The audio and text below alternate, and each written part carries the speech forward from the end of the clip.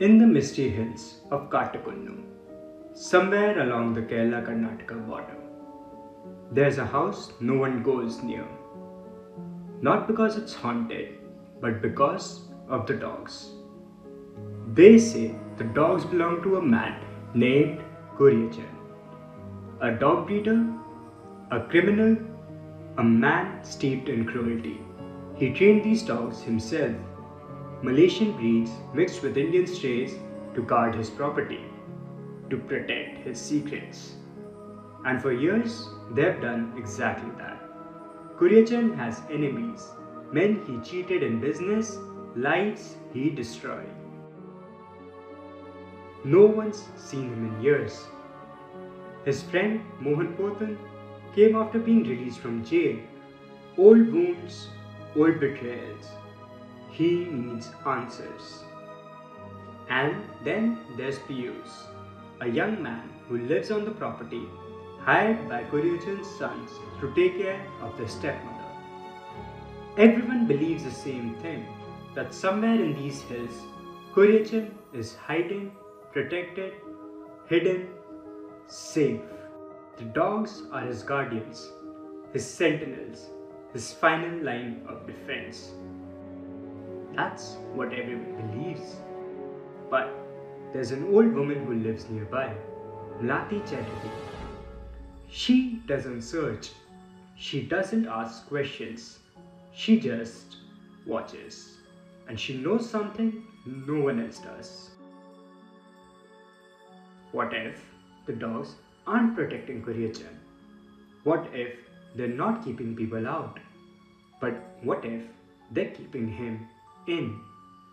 What if everything you thought was protection was actually a prison? This is how Malayalam cinema just perfected the mystery thriller genre.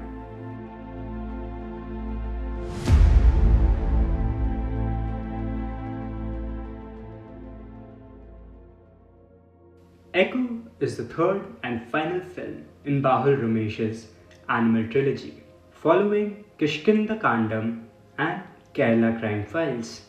And like those films and TV shows, EKO uses animals to explore human psychology. But it also explores what Ramesh calls freedom. In Kishkindha Kaandam, a man chooses to live in his own reality, a form of freedom built on delusion. In Kerala Crime Files, we see how loyalty can become slavery.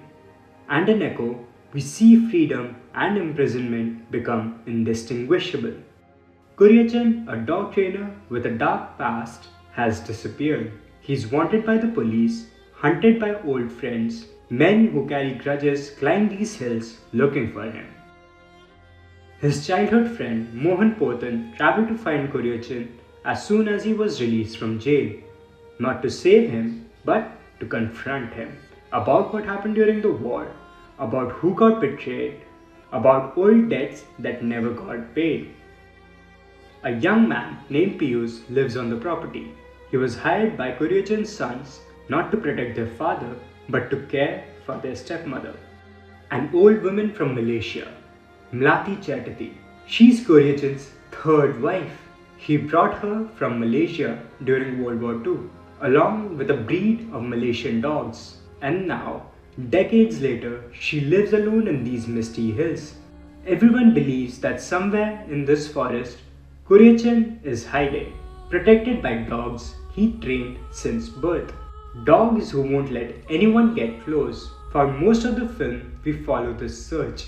We hear stories about Kuriachan, what he did in Malaysia during World War II, how he manipulated people, how he betrayed his friends, how he built power through cruelty. Director Dinjith and writer-cinematographer Bahul Ramesh structure the film like fog. You can barely see ahead. Past and present blur together, perspectives shift, memories become unreliable. The title itself, EKO, spelled like echo, is your first clue. Events from Malaysia in the 1940s echo in Kerala decades later. Betrayal echoes betrayal. Control echoes control, and revenge grows like a slow bruise. But here's what makes Echo brilliant. The film isn't hiding information from you. It's hiding information in plain sight. Writer Bahul Ramesh has a process. He gives his scripts to his father, who predicts every possible twist, and then Bahul rewrites to avoid all of them. This allows him to push away ideas that come easily. He's able to break cliches before they form. This is that process perfected. You're watching the film, you're following the search, you're piecing together the mystery, but you're looking in the wrong direction. Because the person with all the answers has been in the background the entire time, silent, watching, waiting. And by the time you realize what you've been watching, it's already too late.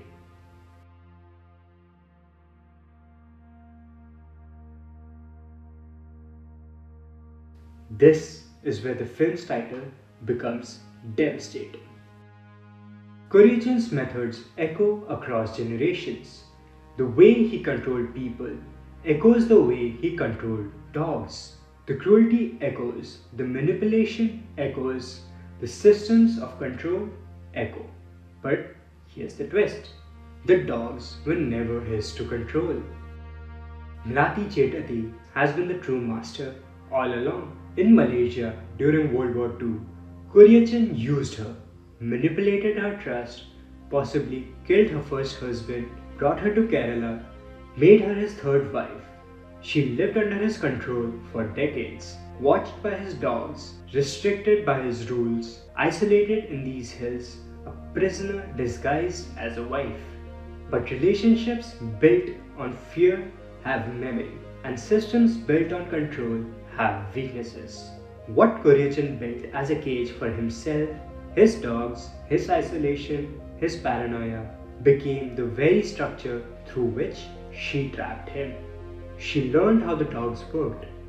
She learned the terrain. She learned his patterns. She learned what he feared.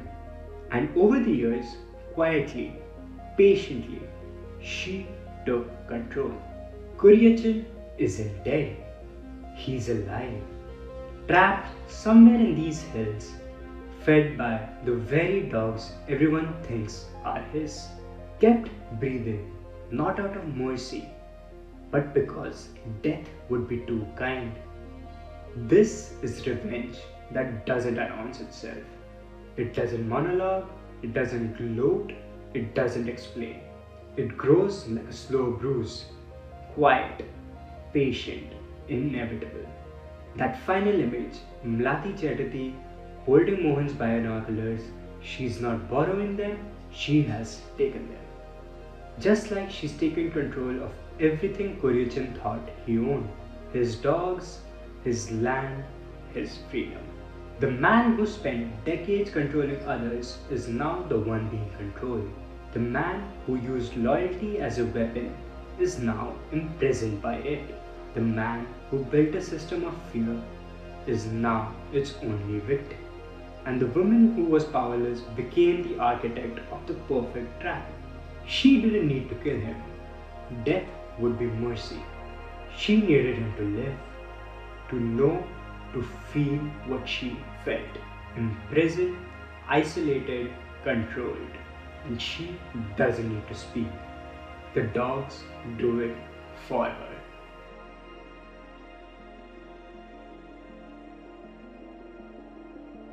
So why does this work so well? Why does Echo feel like a mystery thriller that respects your intelligence instead of spoon-feeding you answers? 4 reasons.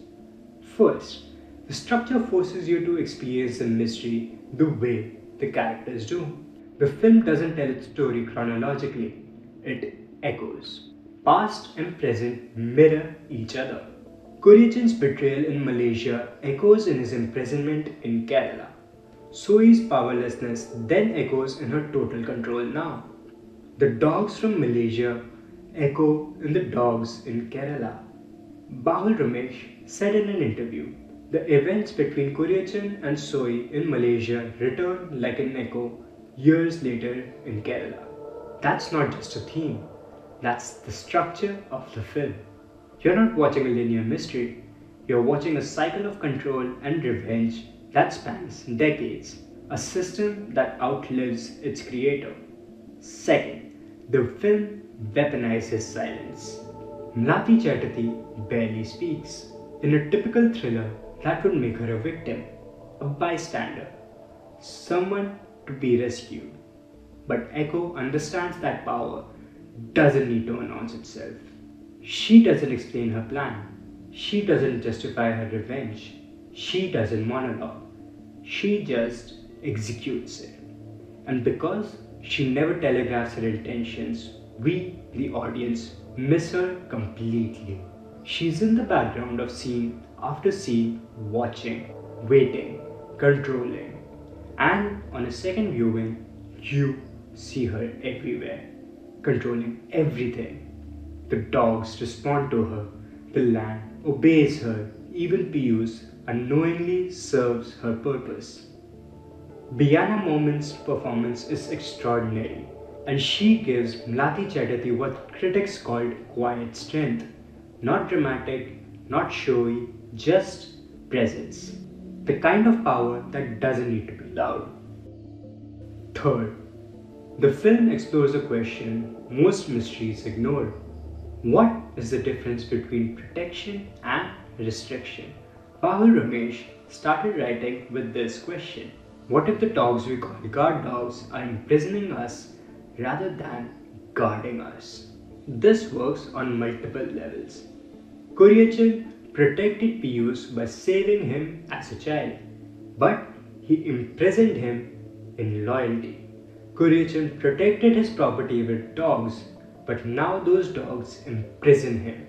Kuriyachan protected Soi by bringing her to Kerala, but he was restricting her freedom.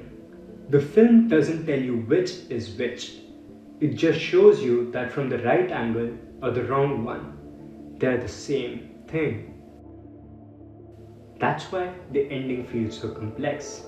Is Mlati Chatterjee a hero? She's getting revenge for what Kuriyachan did to her, for the trust she violated, for the decades she lost.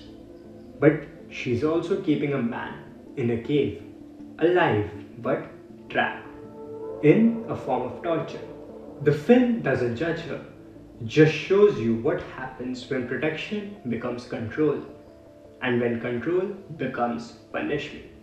And it asks, who gets to decide the difference? Fourth, it's a political parable disguised as a thriller. Bahul Ramesh has said that Kuriyachan's story mirrors systems of power. A man builds a system of control through fear, through loyalty, through discipline, and that system outlives him. It continues even when he's gone. The dogs don't need Kuriyachan to be present. They've internalized his rules. Pius doesn't need Kuriyachan to give orders. He already knows what's expected. This is how patriarchy works, how authoritarianism works, how any system built on control works. It creates structures that persist even after the original architect is gone. And Echo asks, what happens when the system turns on its creator? What happens when the tools of oppression become the instruments of liberation? Mlati doesn't destroy the system. She learns it, understands it, masters it, and uses it against the man who built it. This is why the film feels so unsettling, because her victory isn't clean. It's not heroic in a traditional sense. She's using the very structure that imprisoned her to imprison him. The cage remains, only the prisoner has changed. And the film doesn't tell you if that's justice or just another form of control. That's a masterpiece. A film that trusts you to sit with discomfort, to question your assumptions about heroes and villains, to understand that freedom and imprisonment are sometimes just perspectives.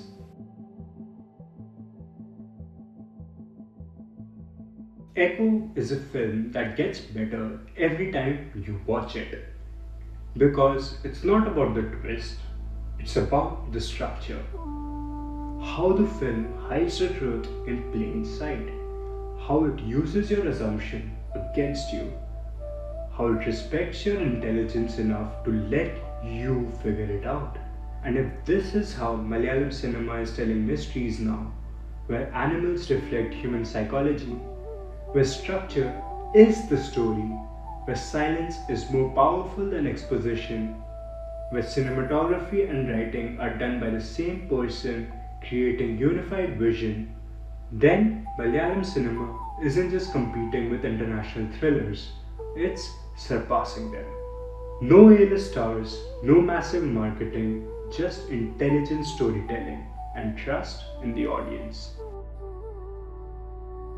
Echo, a film about echoes, where the past echoes in the present, where control echoes across generations, where revenge echoes like a slow, patient drumbeat. A film where a woman who was silenced never needed to speak because her silence became her power. Echo, a masterpiece in mystery storytelling. Have you seen Echo? What details did you catch on your second watch? Let me know in the comments. Thank you.